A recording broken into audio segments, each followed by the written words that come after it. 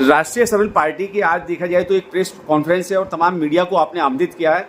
तो सबसे पहले मैं मेनका शर्मा जी आपसे ही जानना चाहूँगा, आज तमाम मीडिया को आपने आमंत्रित किया है, किन मुद्दों को लेके आपने मीडिया को आमंत्रित किया है?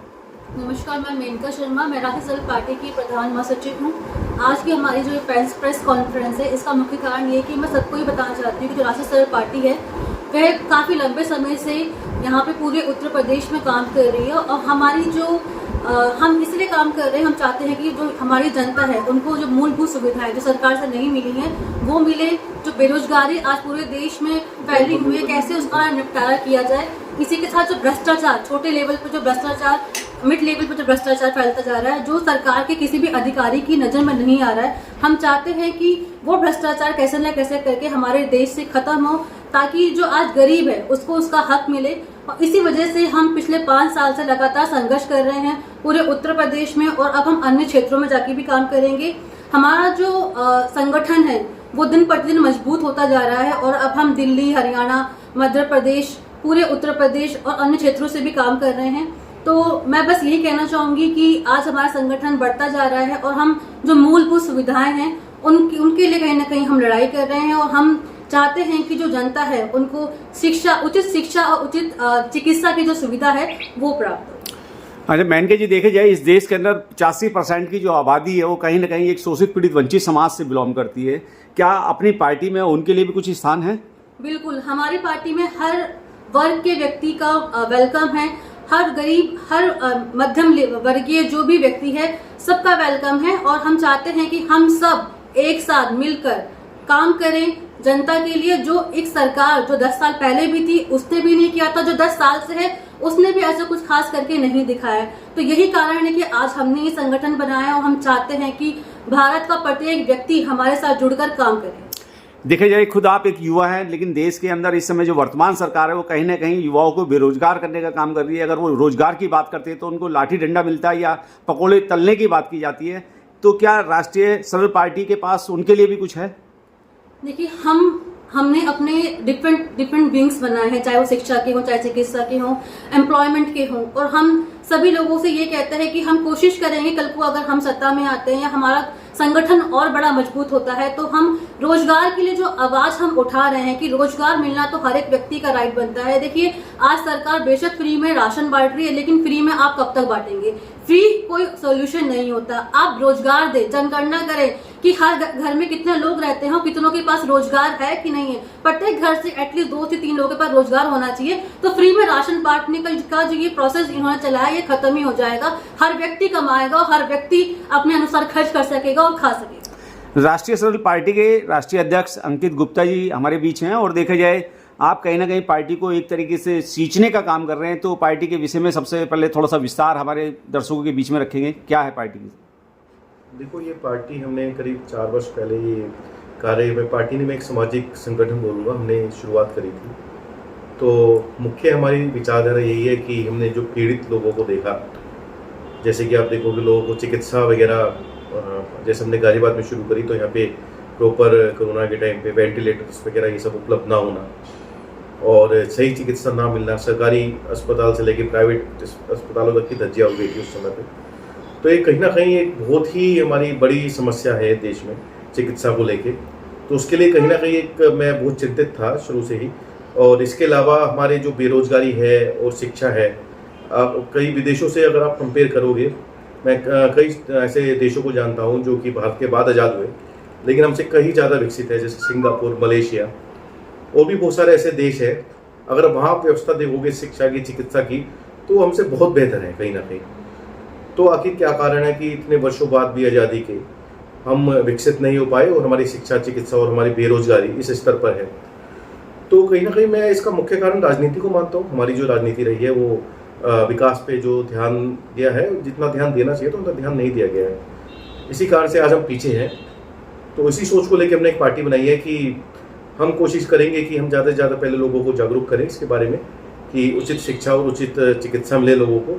और हम सरकारों से यही एक प्रयास करते हैं, आवाज़ उठाते हैं सरकारों से कि वो लोगों को, जनता को एक सही शिक्षा और सही चिकित्सा दे और बेरोजगारी से मुक्त करे भारत। अंकित जी, देखा जाए 4000 से ज़्यादा इस समय भारत के अंदर राजनीतिक पार्टियां हैं और कहीं ना कहीं बहुत सारी पार्टियां तो केवल फंड के लिए ही बनाई जाती हैं कि बाहर से इधर उधर से पैसा इकट्ठा किया जाए। क्या राष्ट्रीय सरल पार्टी का भी कुछ ऐसा है या इससे अलग हटके है?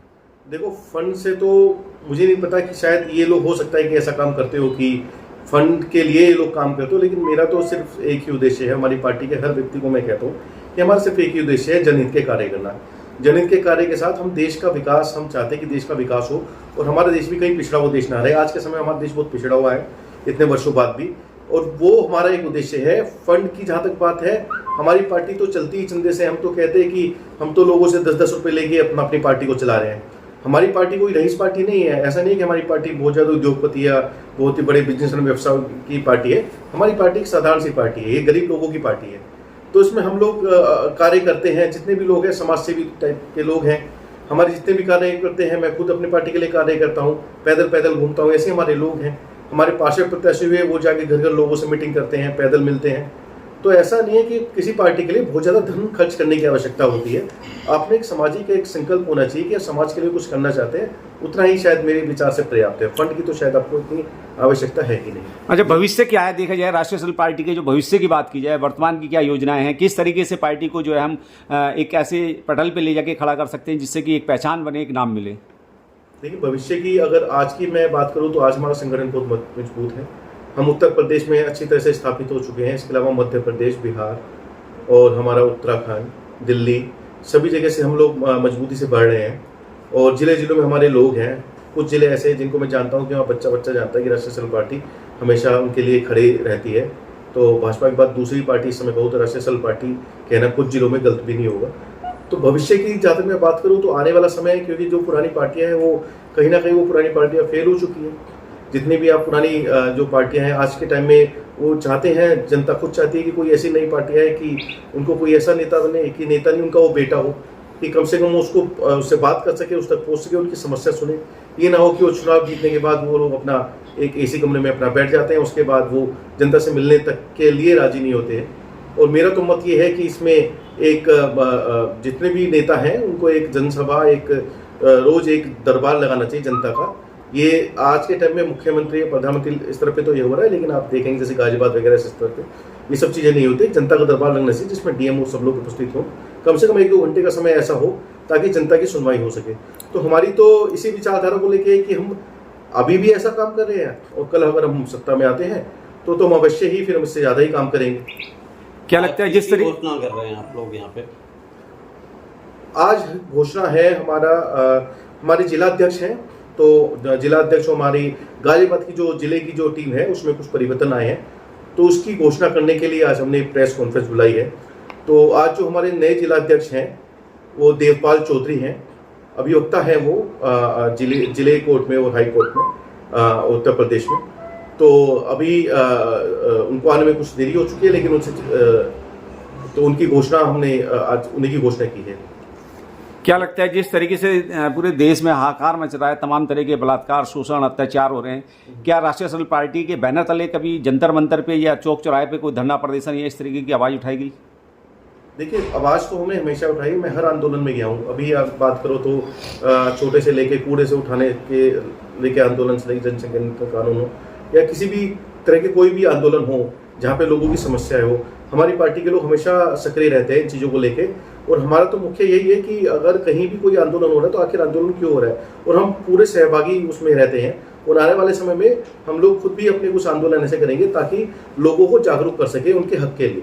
इसके अलावा अपनी तरफ से कुछ और बात कहना चाहते हैं देश और दुनिया के सामने हमारे चैनल के माध्यम से, तो वो भी बोल सकते हैं आप। देखिए, सबसे पहले तो मैं ये कहना चाहता हूँ, आज जो हमने बनाई है प्रेस कॉन्फ्रेंस, ये प्रेस कॉन्फ्रेंस बुलाने का कारण है कि हमारे जो जिला अध्यक्ष है वो नियुक्त कर लिए गए, देवपाल चौधरी। और उसके अलावा दुनिया और देश के माध्यम से मैं कहना चाहता हूँ कि हमारी जो जनता है वो खाली हम एक कुएं के मेंढक ना रहे। ठीक है, आज के समय में क्या होता है कि आपको ये खबर ही नहीं होती कि बाहर देशों में चल क्या रहा है। आज के फेसबुक पे या व्हाट्सएप के माध्यम से, व्हाट्सएप जो यूनिवर्सिटी और ये सब जो बन चुके हैं फेसबुक यूनिवर्सिटी, इस पर ना जाए, गूगल करे और चेक करे वाकई में कि देश की स्थिति है क्या, हम कितने नंबर पे आते हैं, कौन से स्थान पर हम विकास में है, कौन से कितनी हमारी ग्रोथ हो रही है, कितना हमारे ऊपर कर्ज है। ये सब चीज़ें जाइए आप गूगल पे, आपको सब कुछ व्यवस्था मिल जाएगी, सारी जानकारी आपको वहाँ उपलब्ध होती है। और वो देखिए, तब आप करेंगे, तब आप बराबर वाले देशों से और देशों से आप अपनी बराबरी करके देखें कि वाकई में हम कितने पीछे हैं और हमें क्या क्या कितना हम आगे बढ़ सकते हैं। जितने देश में साधन है तो हम अगर नहीं बढ़ रहे हैं तो उसका क्या कारण है, ये सोचें और किसी ना ऐसे व्यक्ति को मौका दे जो प्रत्याशी ऐसा बनाए जो नेता ना हो, आपका बेटा हो।